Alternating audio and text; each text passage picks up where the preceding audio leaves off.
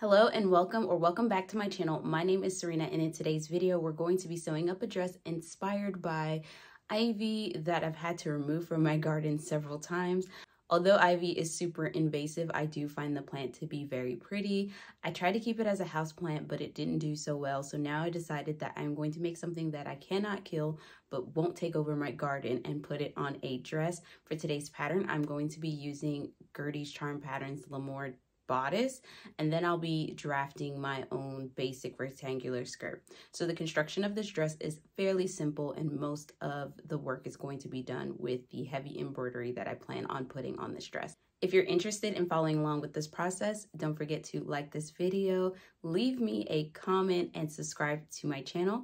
If you'd like to support me further, you can leave me a virtual tip over on Ko-fi, or you could become a bobbin over on Patreon, where you can get exclusive content. I also give a shopping list with direct links to anything that I use in my videos over there. So if you would like to check that out, I'll leave all the links in the description below. Now let's get into the materials for this project. For today's pattern, you're gonna need some fabric. I went with some cotton eyelet, and I have it in two different fabrics.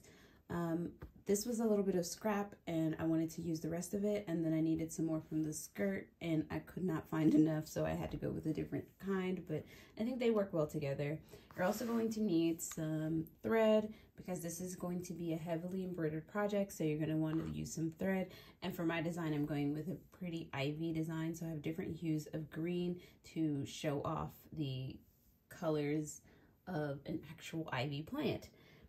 Then you're going to want to use some sort of stabilizer. I use this tearaway, and then I have some sew-in interfacing as well, and some boning for the bodice of your dress, as well as a zipper to match your fabric and a lining fabric. I went with a cotton that I already had in my stash. For this dress, I am designing as I go, so I'm embroidering some panels so I can rearrange it and get the desired shape I want the leaves to fall in on my bodice.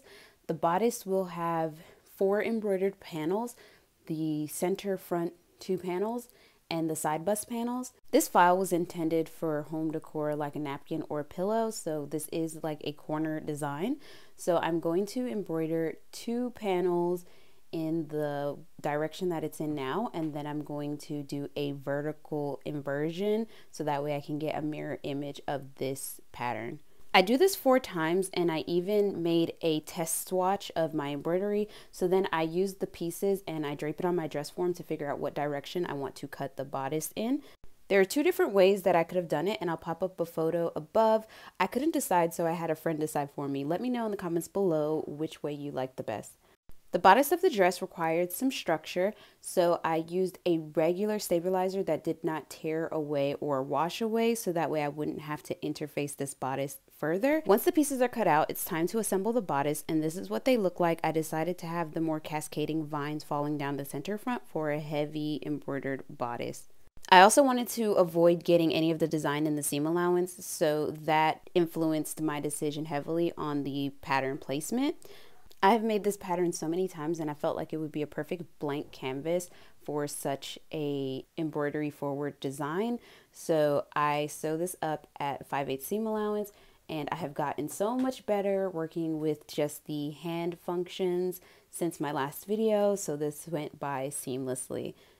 Once the panels are sewn together, it's time to press the seam allowance open, and then you also want to trim down the seam allowance and then cut notches along the curve of the princess seam at the bust, so that way you don't have any wrinkles or lumps and bumps on your bodice. We're also going to bone this bodice, so it just makes it a little bit flatter. The first 4 panels of this bodice has been stabilized, so now it's time to interface the last 4 pieces, and so I'm going to use a sew-in interfacing to do this, so that way the bodice has structure throughout. The crisp white eyelet fabric makes for a lovely summer dress, especially in the heat, and it lends itself as a wonderful canvas for the dark green hues of an ivy plant. Once I am done with this, then I move on to the lining, which is assembled the exact same way, and I also use 100% cotton for this. And now I am sewing on the boning channels. Once the boning channels are in, I set that aside with the main bodice and move on to embroidering the skirt. I was not sure how much embroidery I wanted to do on the skirt, but I definitely didn't want it to be disconnected, so I knew it needed something. So I started embroidering the length of the fabric. I'm using 3 yards, and I plan on gathering this down into the skirt. I started with larger clusters of ivy, and then in between those windows I added smaller leaves and smaller clusters of ivy. Now I'm attaching the skirt to the bodice. I love making really quick gathered skirts. I find that a ruffle foot is perfect for this, but if you don't have one, you can always use basting stitches and draw up the skirt to fit your waist. I'm still learning so much about embroidery. I even took a chance on embroidering over an eyelet material, as I knew it wouldn't be as flat and smooth as a basic cotton, but I just wanted to give it a try. So most of my focus was put into embroidery. I spent several hours working on this, 2 hours on the bodice alone, and then maybe like 12 hours on the skirt.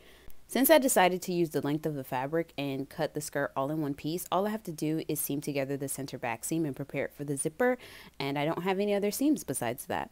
I decided to go with a French seam because I thought it would look really nice, especially since the bodice is completely lined. Then I wouldn't have any raw seams and the inside of my dress would look really clean. I've had this machine for a couple months, and so far I have not embroidered anything much bigger than what I embroidered on my first project. So I'm really going all in with this project, and that's my favorite way to do things, is to just go all in and then troubleshoot from there. This go around I used a new tearaway interfacing that I think I like better than the last one, and of course I am embroidering over a heavily embroidered material, unlike the very flat smooth cotton of before. I also learned that I need way more bobbins for projects like these because a singular bobbin doesn't go very far. It's time for the lining, so I'm just stitching this to the main part of the bodice. The bones are not yet in. I'm going to put them in after this, and I'm also wanting to show you guys how I prep my bones before putting them in. I am using a plastic featherweight boning, and then I ran out through the project and ended up using a very thick zip tie to make up for the 2 bones that I was short. After the seam allowance is cut, it's time to underline the lining so that way the lining does not roll forward and you can see it from the right side. So you're just going to want to go with a stitch as close to the seam as possible, but you don't want to go over that seam, otherwise you can see the stitching. This step is really important, and it's not something that you want to overlook, especially on a strapless gown, because then you will have a rim of lining showing all the way around your bodice, and it's not very nice. So just go ahead and understitch it now, and you will save yourself the heartache of seeing your lining later.